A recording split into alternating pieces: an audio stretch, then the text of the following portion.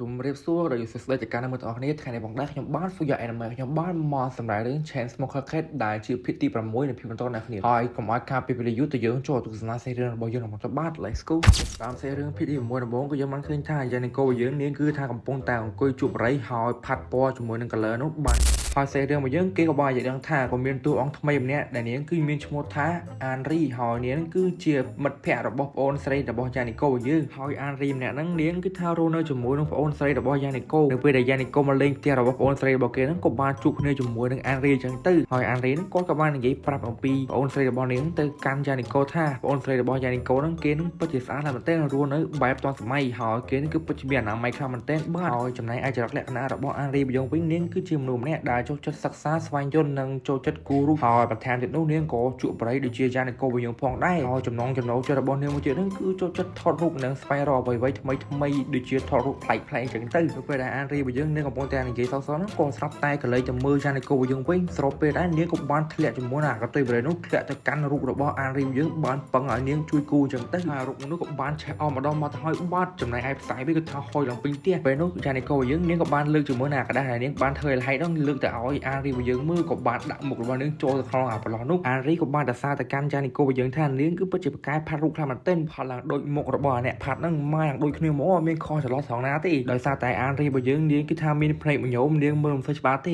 េបានទីវ៉ាន់តាហ្នឹងអត់មើលស្រួលមកប៉ុណ្ណឹងហើយនៅតែមើលមិនដឹងថាហ្នឹងមុខមនុស្សឬមួយក៏មុខកដាស់ទេដែរហើយបន្ទាប់ពីគេហ្នឹងបានបំពេញជាមួយនឹងកិច្ចការរបស់គេបានសម្រេចដោយជោគជ័យហើយលីមានណាម៉ែអានរីរបស់យើងនាងក៏បានប្រវត្តិឲ្យយ៉ានីកូរបស់យើងពាក់កៅអៅនិស្សិតចេញទៅខាងក្រោយដើម្បីធ្វើការថតរូបជាមួយនាងយ៉ាងទៅហើយស្របពេលដែលយ៉ានីកូយើងនាងគឺថាបានពាក់កៅអៅនិស្សិតសាសនាហ្នឹងបែបវាមួយទៅគឺថាពិតជាស្អាតមែនទែនម៉ែលីមានណានៅពេលដែលយ៉ានីកូរបស់យើងនាងបានពាក់កៅអៅនិស្សិតចេញទៅខាងក្រោយហើយដៃរបស់នាងគឺថាមិនធម្មតាទេក្រោមជាមួយនឹងបរិយដើរជក់តាមផ្លូវចឹងទៅហើយក៏បានធ្វើឲ្យអ៊ីនៅខាងក្រៅហ្នឹងក៏បានឃើញយ៉ានីកូរបស់យើងហើយម៉ែលីមានណាខ្សឹបខ្សៀវគ្នាថាហីមើលគេស្អីគេអានិស្សិតស្អីអានិស្សិតជក់បរិយជក់អីចឹងឥឡូវសេរឿងរបស់យើងក៏បានកាន់នៅពេលដែលពួកគេក៏បានដើរទៅដល់កន្លែងរបស់គេហ្នឹងគឺថាថតរូបអញ្ចឹងទៅហើយស្របពេលដែរអានរីរបស់យើងគាត់ក៏បាននិយាយប្រាប់ទៅកាន់យ៉ានីកូរបស់យើងថាដូស្តៃ1 2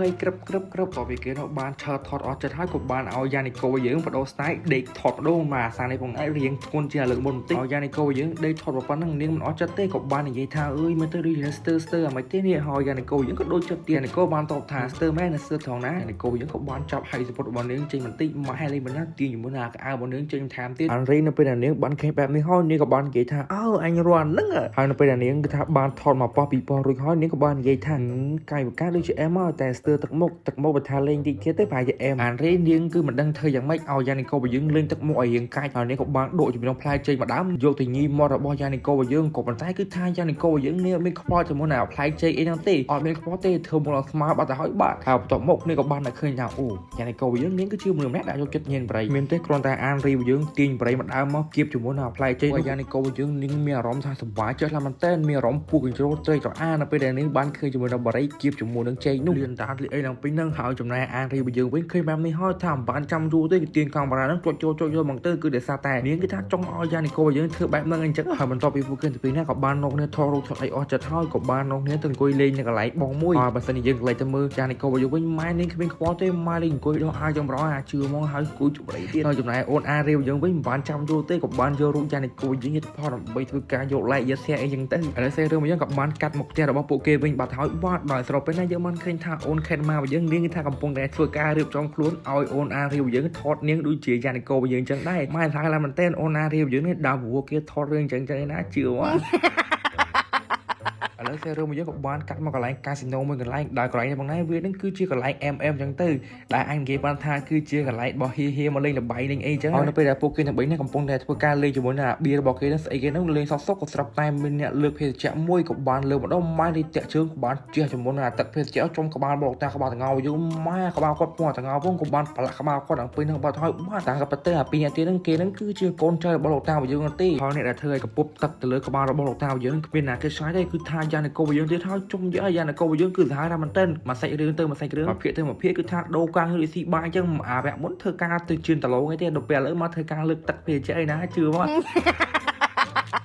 កហ ហើយចំណែកកូនចៅរបស់លោកតាយើងវិញគេក៏បាននិយាយថាជុំនឹងឯងលើកទឹកក៏ជើមើលក្បាលមីឯងអាហ្នឹងមើលប្រឡាក់ក្បាលគាត់ហើយហើយកូនចៅរបស់លោកតាយើងមួយទៀតវិញក៏បានទាញជាមួយនឹងកណាត់យកមកជូតក្បាលរបស់លោកតារបស់យើងអាចធ្នមចឹងទៅខ្លាច់ក្បាលរបស់គាត់នឹងមានបញ្ហាអញ្ចឹងហើយគេក៏បាននិយាយថាចង់ជួបជាមួយតកែទីនេះឲ្យគេនឹងចេញមកដោះស្រាយលឿនមកលោកតាក៏បានតបថាឲ្យពួកអាពីហ្នឹងឈប់មកឥឡូវនេះអញគឺពេជ្រឆ្លងក្បាលពួកឯងនិយាយខ្លាំងមែនទែនឬប៉ុណ្ណឹងសោះប្រឡាក់ក្បាលអញអាចជូតមកមានអីវ៉ាអាចជូតឲ្យស្អាតមកក្បាលអញមានលេងអីហើយចំណែកអាយ៉ានីកូវិញអញមិនមែនតែស្គាល់នាងឥឡូវណាគាត់គឺស្គាល់យ៉ានីកូយើងតាំងពីក្មេងណាគ្នាយ៉ានីកូនាងក៏បានឲ្យសុំទោសទៅលើលោកតារបស់យើងដែលនាងបានបង្កើតជាមួយនឹងកំហុសមួយនេះទៅកាន់លោកតារបស់យើងចឹងទៅលោកតាក៏បានតបថាមិនអីទេចៅស្រីរឿងប៉ុណ្ណឹងលោកតាគឺថាមិនប្រកាន់ទៅលើឯងនោះទេហើយនៅពេលដែលយ៉ានីកូយើងបានអនហ្នឹងម៉ែលេងមិនណាភ្នែករបស់លោកតារបស់យើងក៏បានដៀងប៉ះជាមួយនឹងស្អីគេប៉ោងហើយក៏បានធ្វើអាតុកដែលគាត់គឺថាកំពុងតែអង្គុយនឹងមានអារម្មណ៍ថានេះបាំងលើអាមិនទេហើយធ្វើឲ្យពួកកូនចៅរបស់គាត់ពីរហ្នឹងមានអារម្មណ៍ថាជុំស្អីគេអាណាលើកតុកពីក្រោមមកហ្នឹ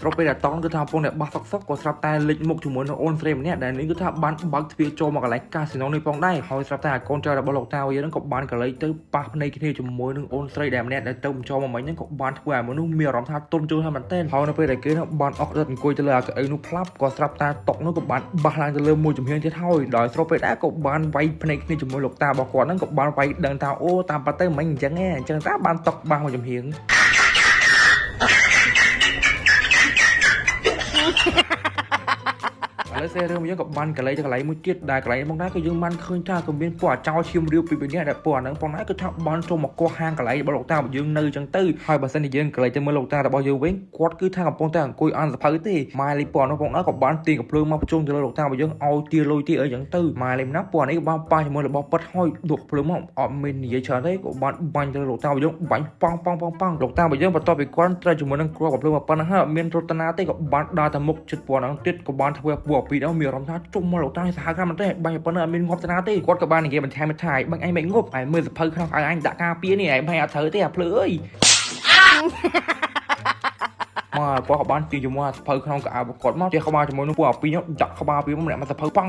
បកាច់ត្រលអំពីហ្នឹងបាត់ទៅហើយបាត់ហើយបន្ទាប់ពីគាត់ហ្នឹងទៀតក្បាលពួកនោះស្លាប់បាត់ទៅហើយលីមិនណាគាត់មិនបានចាំយូរទេគាត់ក៏បានដួលស្លាប់ទៅតាមពួកហ្នឹងអញ្ចឹងដែរខណៈពេលដែរក៏ស្រាប់តែសេរឿងមួយយើងក៏បានកាត់មកកាន់មន្ទីរពេទ្យដោយថាមន្ទីរពេទ្យហ្នឹងហ្នឹងគឺថឡោតាយើងគាត់ក៏បានស្លាប់ចូលការមន្ទីរពេទ្យអញ្ចឹងទៅហើយកូនចៅរបស់កូននេះអាពីរហ្នឹងក៏បានមកធ្វើការអែបអបជាមួយនឹងមេរបស់គេថាមេអើយមេរੂវិញមកមេកំទៅអង្គងប់រឿងពេកមេអត់តបើកលុយប្រាក់ខែខ្ញុំទេមេស្របពេលដែរចានីកូរបស់យើងមានគាត់នៅទីនេះផងដែរហើយចំណែកលោកគ្រូពេទ្យរបស់យើងវិញគាត់ក៏បាននិយាយថាមើលទៅឈាមចរដែលនៅក្នុងឈាមរបស់លោកតារបស់យើងនឹងមើលទៅដូចធ្លាក់ចុះខ្លាំងមែនទែនគាត់គឺថាមិនអាចរស់ដល់ស្អែកបានទេហើយងប់យប់ហ្នឹងហើយមកទៅហើយចំណែកអាយ៉ានីកូរបស់យើងវិញនៅពេលដែលនាងបានលឺបែបនេះហើយនាងក៏បានចុកដៃរបស់លោកតារបស់យើងមកអែអញ្ចឹងណាហើយនៅពេលដែលគាត់នឹងអែសសហ្នឹងក៏បានប៉ះជាមួយនឹងប៊ីរបស់នាងក៏បានធ្វើលោកតារបស់យើងមានសរសៃឈាមដើរឡើងវិញបាត់ហើយបាត់បាសឆ្កើលោកគ្រូពេទ្យក៏បាននិយាយថាអូឈាមចររបស់គាត់មានអារម្មណ៍ថាដូចជាដើរវិញហើយក៏បានធ្វើឲ្យកូនចៅរបស់គាត់ពីរហ្នឹងគឺពិតជាមានអារម្មណ៍ថាសប្បាយចិត្តមែនទែននៅពេលនេះផងដែរគឺថាមេរបស់គាត់បានលឿនខ្លួនវិញហើយដូច្នេះគឺថាគាត់អាចទទួលប្រាក់ខែពីមេរបស់គាត់បានធម្មតាអញ្ចឹងទៅឥឡូវសេរឿងរបស់យើងក៏បានកាត់មកខាងអូនស៊ូអានរបស់យើងវិញដោយស្របពេលដែរយើងបានឃើញថាអូនស៊ូអានរបស់យើងនាងគឺកំពុងតែធ្វើការ live stream របស់នាងដូចជាធម្មតាអញ្ចឹងណាហើយក្នុងការ live របស់នាងផងដែរនាងក៏បាននិយាយសួរស្ដីទៅកាន់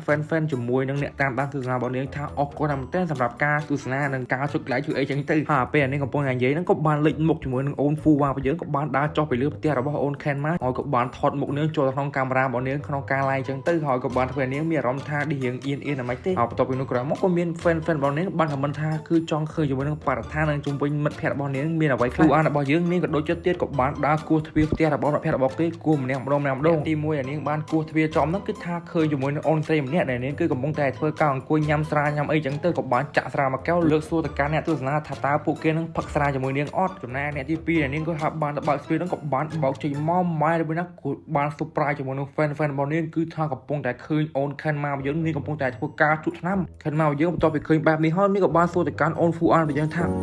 ថតអីគេណាថតវីដេអូមកថតអីថត Facebook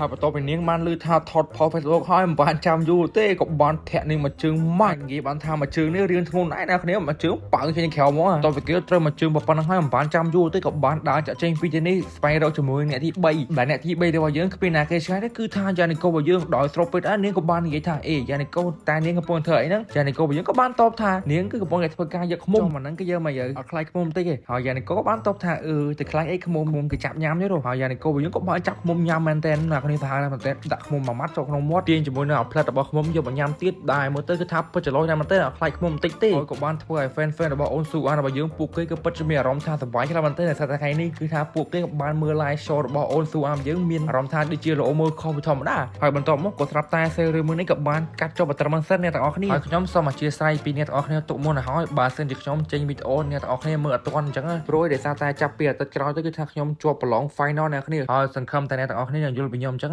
ហើយពីចំណុចនេះបងណាខ្ញុំបាទ Full Anime ខ្ញុំបាទសូមជម្រាបលាបាយបាយងាក់